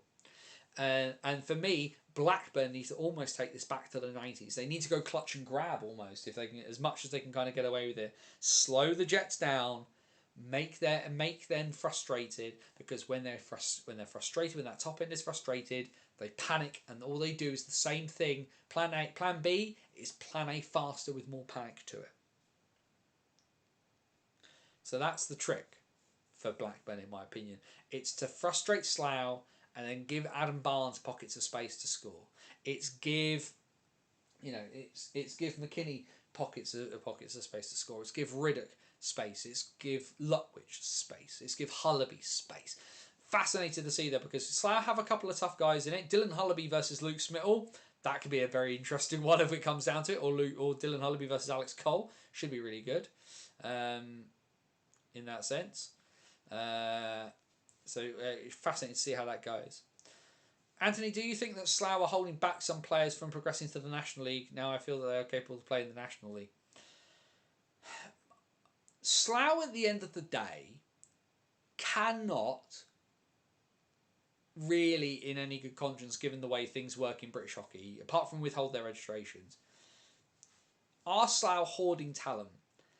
I think it's a problem that they kind of need to deal with. But ultimately, at the end of the day, Slough's answer is the same thing it will be the same answer that it was when people were having these conversations about them not letting players go on two ways with the Bees. It's up to the player, is what Slough have always said on that front. Now, you can't make a guy play for you, is the big issue on that front. And if you've got other things in sight, and a good example of this potentially is Vanya Antonov, right? Vanya Antonov could have, and in my opinion should have, played in the Elite League for many, many years. But his focus wasn't on ice hockey. His focus was on his career. His focus was on his academics. And he did those bits and pieces. Now, would I like to see players like the Moore brothers, like Ollie Hemmings-Marr, playing in the National Division more? Yes. Have they chosen to stay at Slough? Also, yes. And that ultimately kind of comes down to it. I think there is a conversation of, would Slough be better served actively pushing those players into the National Division? My personal opinion is yes, because I think ultimately, given how good Slough's junior development system is, where are the rest of them going? Like, ultimately, some of these kids who maybe are stuck on the fringes of the fringes of the Jets, or at that top end of the Spitfires, where do they go? And ultimately, you need guys to move on. But potentially, the answer from Slough will be, well, we've got these veterans in to round out our roster. Like Connor Redmond will be stepping back after the end of the season. Been around a long time. Alex Cole, not going to play forever. Marcus Mitchell is that little bit older. Neil Lydiard, God bless him, Neil Lydiard probably will play forever, but that's a different kettle of fish. And their argument will be that maybe they want to keep their top end guys. And the veterans they've had to round out the roster as it is now, when they get too old and move away, the younger guys who are young now will be in that position to be those guys, and then those other guys can kind of move up, and the cycle will kind of go like that. The issue, I suppose, then is it would feel, and I don't think it's an unreasonable thing to feel, that would be wasting players in Division 1 South, because there are a lot of players on that Slough roster who are very capable of playing in the National Division. Think of Jacob White-Say. Now, a lot of people look at Jacob White-Say and say, well, he went to Bristol and nothing's really come of that. I mean, the issue is is life circumstances away from hockey. What are his options on that front? He can't go to university in the South and play for Sheffield. That's not going to physically work. But for me, are Slough actively holding people back? I don't necessarily think that's fair.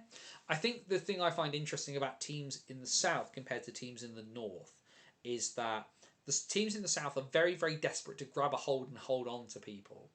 Whereas I look at Billingham celebrating Finn Braden leaving and going on to bigger things. Tommy Spraggan celebrated for going on to bigger things. Deeside celebrating Bailey Thomas going on to bigger things. in those kind of things. And there's the difference there a little bit. I don't see as much of that in the south as I do in the north, and maybe that's me, right? Maybe that's my lack of attention. That might entirely be my problem. But I do worry what the end goal is, because ultimately, if Slough turn around and say we want to join the national division, they have to provide a compelling case to do that. Now maybe we get to Coventry and we find out the Jets are actually planning to make a move and they're going to do it. I don't know. That's a hypothetical. That is not a rumour. So we need to think of that one as it goes. But yeah, it's a tough one there. I see Tom's put in the chat, if guys never move on, the argument really comes up what the purpose of developing these guys for. Seb Moore is far too good to be committing to another 2 years in South 1. Is Seb trying to get past uni? Given the fact he and Christian have both been called into the GB students team, is he committing to Slough because it comfortably fits around what he's trying to do outside of hockey? Becomes the question there. For me, Seb Moore should be playing. Seb Moore in the national division, he could do it tomorrow. He could have done it this entire season. He arguably could have done it last season. But I think certainly the fact that he's not in the national division in some ways is a bit of a shame, because he's such a talented player, but also it's ultimately his choice. Like, it's two things being true at the same time. We can be disappointed that he's not playing at the highest level possible, given the absolute quality player that he is, and it's also his choice, and we don't get to make that for him in that front. Joe Wilson was the assistant coach for the Raiders last weekend. Yeah, why not? Like, he's got, he's not an MK anymore. Why not help out? Why not help out? You've got nothing else to do. There's no minimum games played to be a coach on the bench. So as folk in Germany are finding out this past weekend, given the issues at Bietigheim. They're both great for the Raiders. Yeah, they're both absolutely superb players. Like I say, it's their choice. Sam Talbot and Sean Norris were at Slough and then went to the National and the Elite. Yeah, which is a fair point. Of course, the 2019 Division 2 National Final.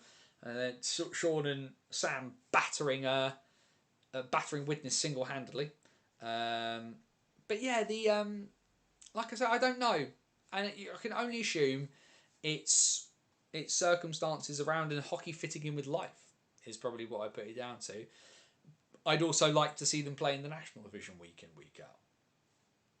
That's how I feel about that one. I think both of those things can be true. Do you think there's anything longer term going on with Wilson and Romford? Hopefully for him. Joe Wilson's a really good guy and a really good coach. I hope he finds a place. I was their choice for sure. Just have to wonder what advice they're getting. They should have had a lot more Norrises and Talbots with the talent they've developed. Yeah, I wouldn't necessarily disagree with that one on that front. What we will do, you say I was talking about bits and pieces, we'll quickly head back to the graphics because there are bits to talk about. Namely the fact, we'll talk about GB first before we talk about the stuff that's happened in the WNIHL. Apologies, no, because I put up the under 18s. We'll do the under 18s, then we'll do the women, because I've realised I put the graphics on the wrong way around. That's my fault. But yeah, so GB under 18s, not a terrible start, a 2-1 start in fact for the under 18s in the Division 2A World Championships being held in Romania, beating the hosts on the opening day, nearly chucked it away, but a late goal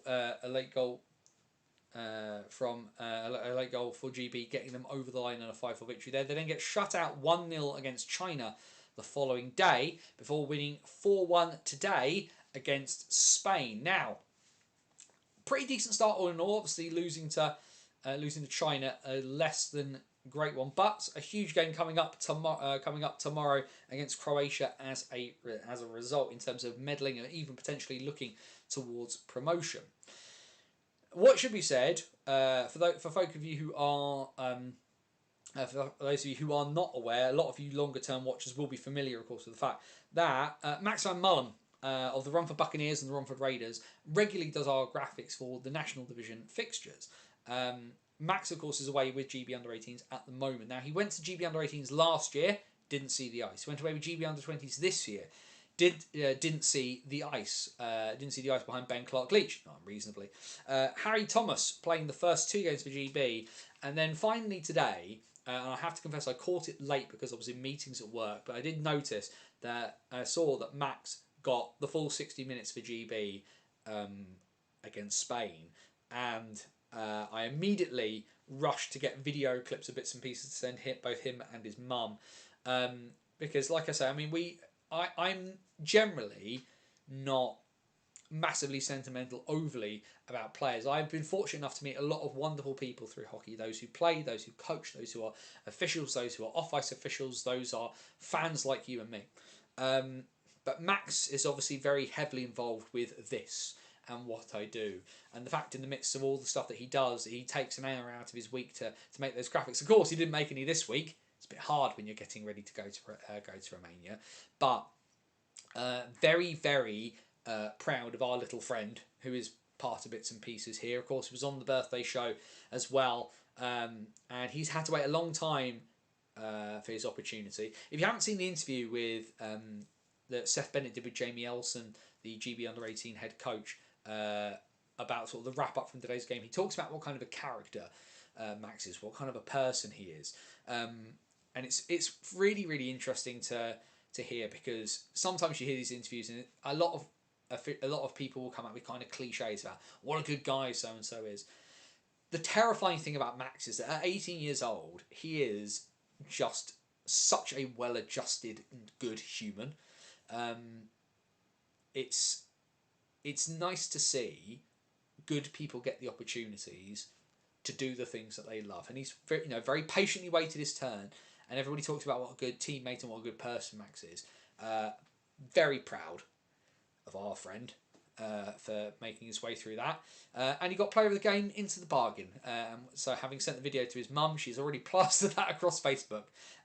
So much love to all the guys at Team GB.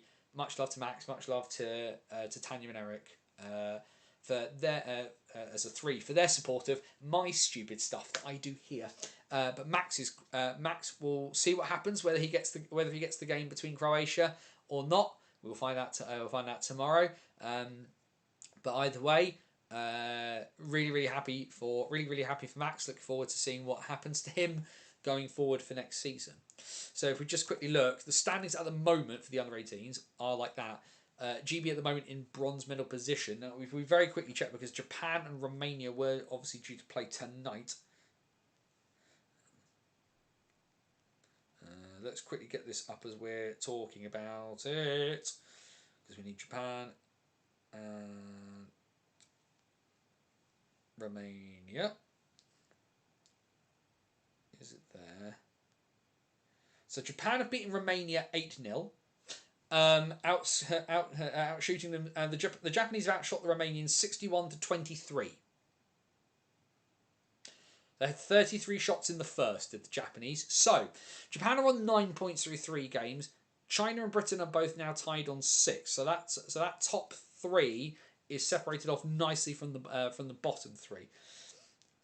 In that sense, but what Britain need is they need China to lose a game, and they need to beat Croatia and Japan. That will get them gold in that in the group. Tomorrow, as it stands, GB versus Croatia is the first game of the day. That is at 10:30 UK time. Japan take on Spain.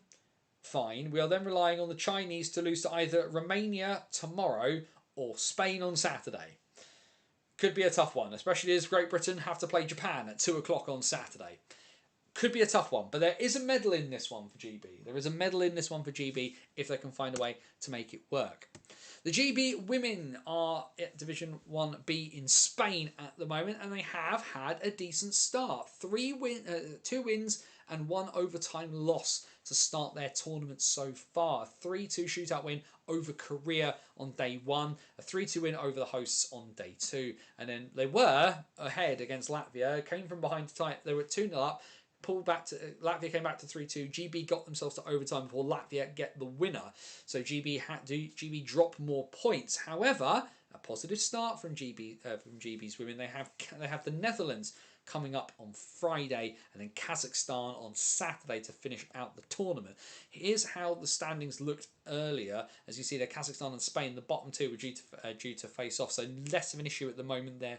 Less of an issue there for GB at the moment, as you see that they have got the team at the top, and they then have got then got one of the teams lower down the standing. So ultimately for GB, all you can do is go out and try and score some goals. However, the Netherlands, as you can see, have played 3, won 3, and not conceded a goal in 180 minutes of hockey. Bodes well. As you head over to talk about the women, Lily Endicott got her first senior goal. A great young player and great person in general who I speak to regularly. Yeah, great. Been obviously playing on the back end for GB in this tournament. I saw she was on defence today.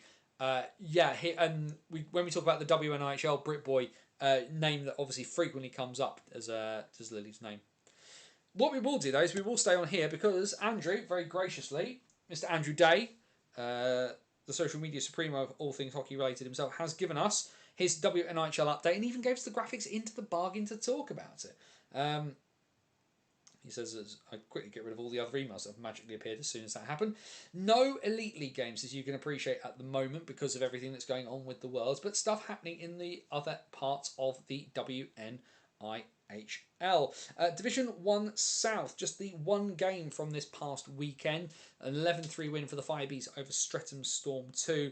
A four-goal performance from May Sullivan, and a hat-trick as well from Rebecca Voslinski. Grace Riley, Isabel Bennett, Laura Sire, and Molly Lehman with the other goals for the Firebees. The Storm's goals coming from Augusta Tomasevicute.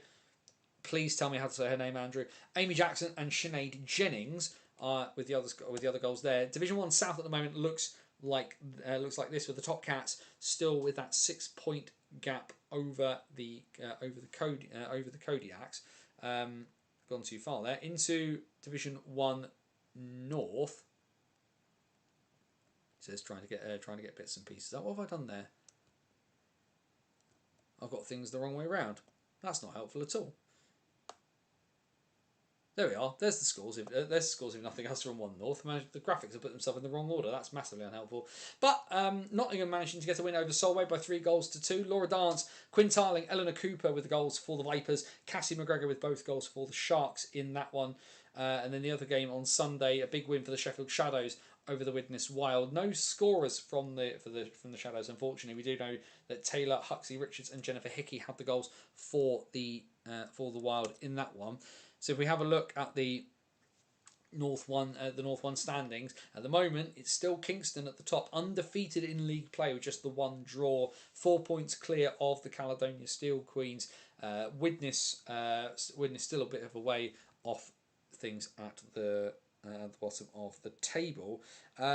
Just looking at the fixtures this weekend, Caledonia versus Sheffield is at 12:15 on Saturday, and then Caledonia back at home. Although this is ridiculous, Caledonia Steel Queens versus Sheffield Shadows is an 8 AM face-off. Up at Murrayfield, no. Kingston Diamonds versus Widnes Wild is at 12:30 on Sunday as well. There are fixtures in South 1, Saturday 6:55, Cambridge versus the Firebees, and on Sunday MK versus the Firebees is at 6:25 for the Falcons at home. Cambridge Cobras versus Streatham Storm 2 is at 6:30 PM at the Riverside. In the Valerie Conference, a 6-3 win for Whitley Bay for the Whitley Bay Beacons 2 over Blackburn Hawks women. Holly Smith with 2 goals. Poppy Skelton, Rebecca Goldring, Iona Harrison, and Victoria Smith with the other goals for Whitley Bay. Catherine Fairclough with 2. Sarah Wilson with the other goal for the Hawks in that one. Looking at the table, Whitley Bay Beacons 2 still top of North 2 Valerie. They have a 3-point gap over the Kingston Diamonds.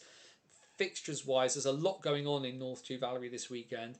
Kingston versus Whitley Bay is 4:30 on Saturday. Telford versus Sheffield is at 7 on Saturday. And on Sunday, Blackburn versus Telford at 4:55. Leeds versus Kingston at 7:30. Cambridge Cobras, yes, I've made a new team. I thought I called them the Kodiaks and just mushed words together, but apparently not in that one. In the North 2 Elizabeth. Elizabeth Conference, Leeds Fawns beating the Kingston Diamonds by 4-3. That game held at Bradford. A hat-trick for Sophie Cook. The other goal coming from Holly Brooks. Kingston Diamonds goals, 2 from Sarah Hill and 1 from Lily Mae Kirby. Just the one fixture this weekend. Leeds take on Nottingham. That game is to be held at Bradford. Down in the south, over the weekend in the, just double checking my bits and pieces. There were some fixtures in the South 2 Valerie Conference that we don't have a graphic for from Andrew on bits and pieces. Haringey 6, Cardiff 4. Josie Milton with a hat-trick for the Haringey Greyhounds in that one. Jordan Fitz with a hat-trick for the Cardiff Comets as well, but the Greyhounds winning out by 6-4. And then a close one down in Gosport on Sunday. Solent Amazons 5, Slough Sirens 6 in that one. A big game there from Kat Losnitzer for the Sirens. 4 goals on the night for her. Esther Haskins with 2 for Slough. Louise Beresford had 2 for the Amazons. Lauren Kenton, Sarah Poulter and Miranda Brown with the other Amazons goals. Lots of games in South 2 Valerie this upcoming weekend. Slough versus Oxford is at 1:15 at the Hangar. Cardiff versus Solent is 6:15 down in Cardiff Bay. And then on Sunday, Chelmsford Pythons versus Haringey is at 5 at the Riverside. Solent versus Oxford is 6:15 this coming Sunday at Gosport. There we are. Just got my graphics appear to be the wrong way round. This has all gone very, very wonky. Why is that not working? There we are. There we are. And there's South 2 Elizabeth. There we go. Apologies for the lack of graphics there. On that front. South 2 Elizabeth, Invicta Dynamics 10, Bristol Huskies 2-1 on Saturday. A 5-goal performance from Chelsea Meany and 2 apiece from Freya McLuhan and Natalie Green. Gemma Barrett with the other goal for Invicta. Alyssa Harris with the lone Bristol goal on that one. And then, as you see, it was 10 on Saturday and 10 on Sunday from the Dynamics. They put a 10 spot up on the Cambridge Kodiaks too. Invicta currently have 16 out of 16 wins in this division, should be said. Tallulah Green was the lone goal for Cambridge. Goals from the Dynamics, 4 for Charlotte Davenport Jeffrey, 2 for Amanda Q. The other goals coming from Melissa Prowse, Freya McHugh, Laura Podstavka and Heidi Steggles. Lee Valley versus Invicta is this coming Saturday at Ali Palliot's at 5:30, and then on Sunday, MK Falcons 2 versus Bristol Huskies 2 is at 4:25 at the Thunderdome. Cambridge Kodiaks 2 versus Coventry Phoenix is 6:10 on Sunday. No sound for you. It seems to be working for people. It should be said. Not sure what happened to the sound there, but everything says it's working here. Only other bits and pieces to quickly touch on is the WNHL under-16s. Billingham 3, Manchester 3 in the north on Saturday. Elsewhere, Leeds 12, Kingston 1, a pretty big one. Hat-tricks from Evelyn Strong and Esme Gibson for the Junior Knights in that one to help. D-side 2, Caledonia Iron Maidens 0, Emmy Lauder and Poppy Ward with the goals for the Dragons there. In the south, Ice Bees 3, Bristol Huskies Puppies 0. Amelia Strachan-Jones, Isabella Ward Close and Grace Riley with the goals in that one. And in the Frank Wright Developmental Conference, Cardiff Comets Development 6, Bristol Huskies Development 0. Final score there, a hat-trick for Nina Stevens. There's no games this coming weekend in the west. In the east, Chelmsford take on Streatham Storm Development. And there we go. I will press this button. We've done it. We've touched on the lot. Every game that was played across Britain last weekend. Men's, women's, every division, from top to bottom, we have talked about. It is late because there was a lot of women's stuff, and we talked about GB into the bargain as well. We open the door. Questions, comments, thoughts, feelings. Stick anything you like in the chat. We've got a few bits, obviously, we can touch on. The NHL, the caps are out, so that's fine. Plus, obviously, not a million miles away in the NHL. Do very quickly want to just have what I will do very, very quickly is just quickly pull up the DEL just so that we can see how our friend Mr. Kirk is doing on that one. Currently, game 4. Berlin were leading the series going into tonight's 2-1. They are currently tied at 3 apiece in game 4, which is in Cologne tonight.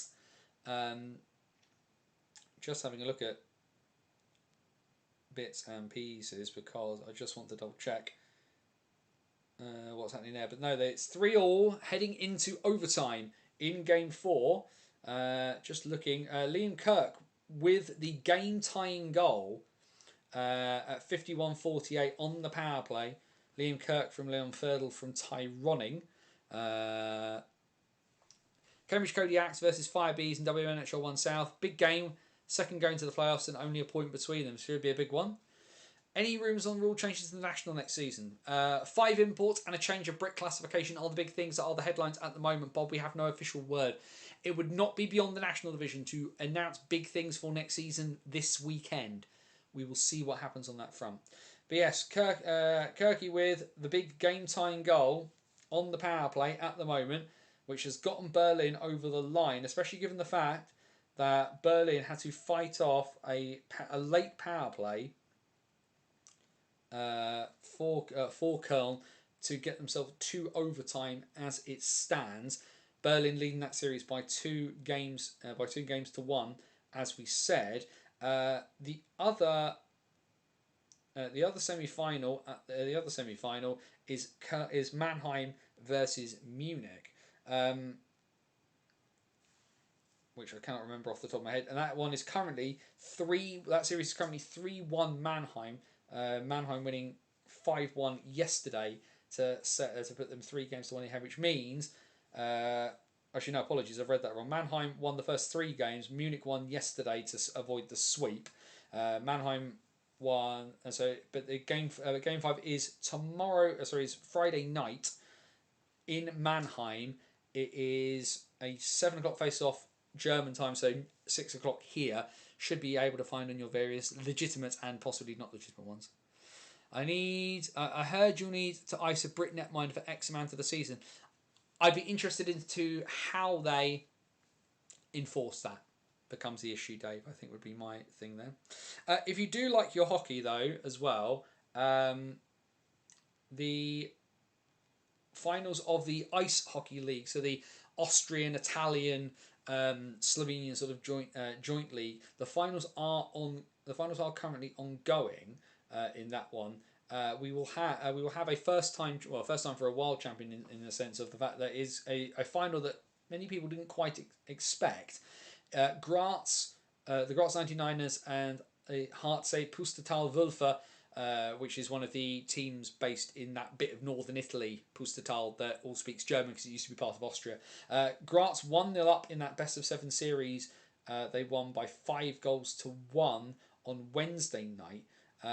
The next game is Friday, 6:45 p.m. face-off UK time. It is on one of the Austrian channels. If you have a VPN, you will be able to watch that on ORF Sport Plus. Should be a really interesting game. Be my first time in missed commentary playoffs, but still at 4 games. Slough Irons versus Oxford, Kodiaks versus Firebees, Falcons 2 versus Huskies, and Falcons versus Firebees. Yeah, it'll be strange to not have you there, Andrew. I must confess, it's always good to see you lurking around. But I appreciate this year has been a focus on the WNIHL, and it served you well for being a source of knowledge and like leaning into a place where you feel like you can make a difference in the coverage that you were doing, mate. So delighted for you. Hopefully you'll be up at playoffs as well for the WNIHL. You can get lots of good interviews and bits and pieces like that, because I think it's been like I say, it's been odd not seeing you around the rinks, of course, this year. But you've been doing some sterling work, pumping up the WNIHL. Obviously, Adam Mackman and others do a lot of great work, and there's lots of people in the north, but somebody a bit more southerly based to do some stuff. It's been really, really good. So yeah, questions, comments, thoughts, feelings, put stuff in the chat. Like I say, this weekend, another busman's holiday for me. Most of my prep is done. I've got a few bits left to do. I've done all of my individual numbers. It's now doing the team bits that I need to do. I've done the first semi-final. I need to do Leeds and Sheffield. Is where I currently am at, but I've got a couple of days, and I've got Friday off work as well. AHL season starts on Friday, so I'm going to be finishing off my bits and pieces for the weekend whilst watching the return of men's ice hockey to Sydney, as the Ice Dogs and the Bears will go to battle at 10:30 a.m. UK time. Maybe take a trip to Sheffield the end of May and see the best of the WNIHL. I would like to. I believe my wife would rather I stay home, having spent the better part of 7-8 months disappearing off once a weekend. I think is probably where that one will be. It'll be a conversation to have, because part of me would quite like to. I'll probably stream it if I can't get there, to be perfectly honest. But it's like I say, the balance is I'm a hockey fan in a family of non-hockey fans, and obviously hockey is a very, very big part of my life. But I always find a balance to spend time with my wife and my son. It's why you don't generally ever find me. Why I never went to 2 games in a weekend for the most part, was because the agreement was that I needed to spend time at home with my family, and it has served me very, very well. And it's not a compromise. It is an agreement, because I've also been married for 15 and a half years, and a large chunk of that is not completely is making sure that I make time for them, and they are just as important, and I get to make some more time for them for a few months before I get back to it. Yeah, exactly. It's a fiver for the whole weekend, so definitely a good way to it's something to kind of dip in and dip out of, if nothing else. I can't profess to being the biggest supporter and backer and advocate of women's hockey, but one thing I wanted to do more of this year was when we switched the What's Current stream to being to where we were going to talk about every game, even if we only talk about it for a little bit. But I like to think, the one thing I've sort of said is that each level of British hockey is important, in that sort of sense. And I think where one of the things I like to think of that people do here is picking up those names they've never heard before.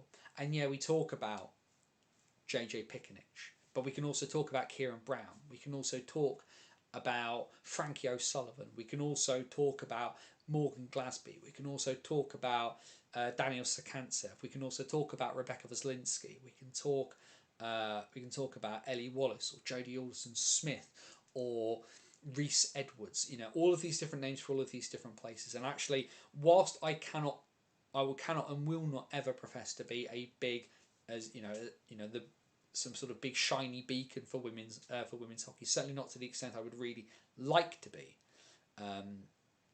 in that sort of sense. I like to think that because I try to help platform those people and talk about those other places that talk about it, that people will pick up the bits that they want. Let me be the selection box. Let me be the box of celebrations. And then if you want to pick out all the Snickers, you can pick out all the Snickers. If you want to pick out all the Milky Ways, you can pick out all the Milky Ways. If you say to yourself, you know what, I'm at a loose end and I'm down in Chelmsford. Oh, look, the Pythons are at home. Or I'm in Nottingham. Let's go see the Vipers. I've never seen the Vipers before. That kind of thing. Let me be the doorman of opening doors, because I can point you towards people like Andrew. And he's like, oh, I don't know much about NIHL South one. I can point you towards Zero Pucks Given. Or, I don't know anything about the hockey in the North. You can go towards Harley and NIHL 1, NIHL North updates and those kind of things. It's about, for me, I'm very, very conscious of the fact that I like what I like, right? And I'm really we all have that little part of us of they will talk incessantly about all they want. But I realise that the older I've got, people aren't going to like the same things as me. I'm an old man now. I'm 41 years old. And what I'm conscious of is actually people will like some of the stuff I like. We all like ice hockey, right? But there's so many good, awesome things, and I can't dedicate time to everything. I don't have the physical ability to do that. But it's a bit like being tourist information, right? You like this? Have you thought about that? That's what I want this place to kind of be. And we can spitball all of the crazy news. We can talk about all of the mad stuff that happens, because that's fun. But also as well, it's about broadening all of our horizons. And actually, you know what? Have I had the time to go to women's games this year? No. But now I know, but the season's about to end and the women's games are still going. I can get down to Gosport. I can go to Guildford. Although, with all due respect to the Lightning, I might go to some hockey at a different rink. And do it that way. But you know what I mean? I think that's the big thing to do on that front. Last call. Questions, comments, thoughts, feelings. The end is nigh. So, here's how we're going to work things.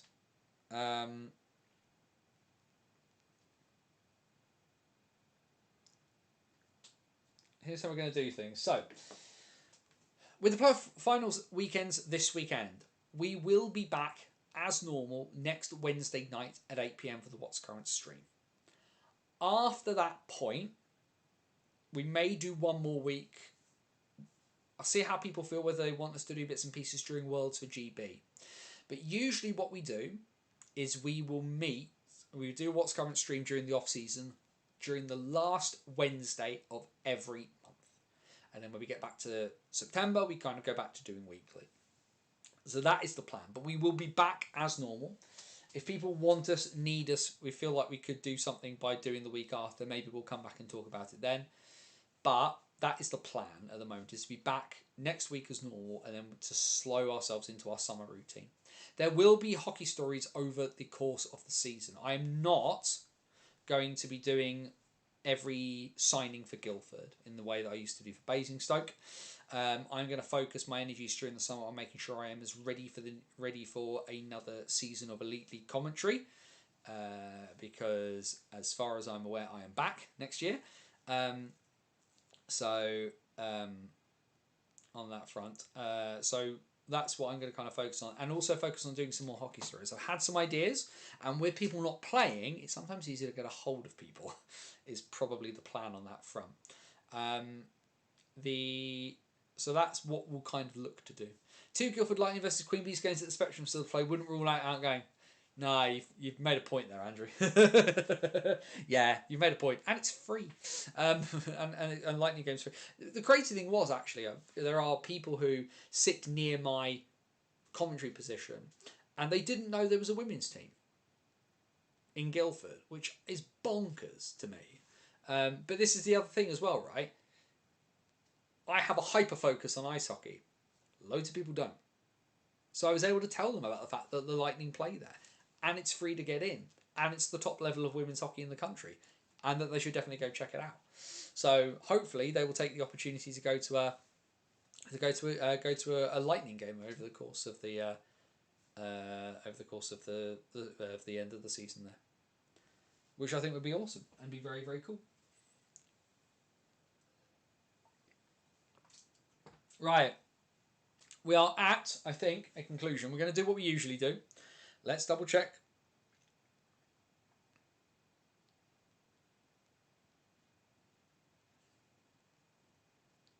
And let's just quickly double check.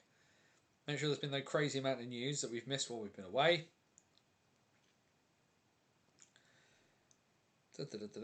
Nothing in the immediacy, just some graphics from the NIHL about some stats between the two sides, which is all stuff that I've already pulled out.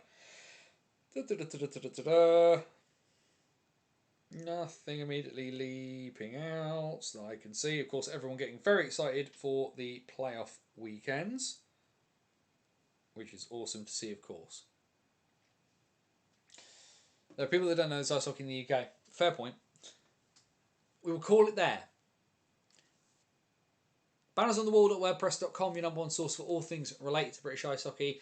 You've got a whole series worth to catch up on, but the last for 25-26 of In the Box Thinking, as I chart my journey commentating for the Guildford Flames, is there from the playoff quarter-final between Guildford and Sheffield. Of course, you can check out our Hockey Story series, long-form, in-depth pieces that take you and tell you the stories for people from British and world hockey, from the 19th century to the present day, behind the Iron Curtain, into war, and beyond. You can check all of those out at bannersonthewall.wordpress.com.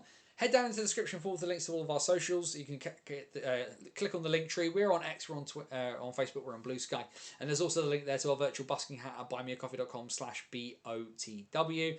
Never going behind the paywall, but if you want to help keep the lights on and keep the wheel spinning, do chuck a couple of quid in the cup, it'd be appreciated. If you haven't got the money, don't spend it on stuff like me that you can't afford. Please just share stuff out on your social media. That'd be appreciated. Head down, of course, like the video, subscribe to the channel if you haven't already. It's always appreciated. We are the niche of the niche. We need to keep that algorithm hamster happy, fat, and fed. And then we have been here the whole season, but we will be back for the last of our regular ones next Wednesday night, 8 p.m. for the BOTW What's Current stream, and then we'll head into the summer and then be back as we usually are in August. The only place that talks about every game, every league, because here is where British hockey lives. It's crazy to think, isn't it, that we're nearly at the end. I don't count and number the episodes of the What's Current stream. It just feels like it feels a bit redundant given that we're here every week. But we've done a lot over the course of this season. We've seen many things, and the end is very nearly upon us. Wherever you are going this weekend, wherever you find your hockey, whether it is Nottingham, whether it is Coventry, whether it is Dundee, wherever it's one of the many women's games that's happening, even if you just sit at home and watch the GB women or the GB under 18s, have a great time. Our sport gives us this wonderful crescendo as the end of the season comes, and it is really great to really have lots of high emotions and lots of low emotions depending on what's happening. Look after yourself. Don't be a dick. Try to drink responsibly so you don't do anything you shouldn't, and enjoy it. It's a game. It's meant to be enjoyed. Be happy. And if you can't be happy, then wherever you are, please do everything you can to please be safe. As my friend Scotty Woods would say, take care of yourself and somebody else. For bannersonthewall.wordpress.com, this is Anthony Russell saying stay safe. And so long till next time. Joe Scutts and I will catch you on commentary from the NIHL National Playoff Finals weekend at the Sky Dome. If you fancy tuning in, tune in. If you see us in the Sky Dome, come say hello. Have a great hockey weekend wherever you find it, and we will wrap it all up next Wednesday night on the BOTW What's Current stream. Have a good rest of the week. Safe travels. See you at the Sky Dome.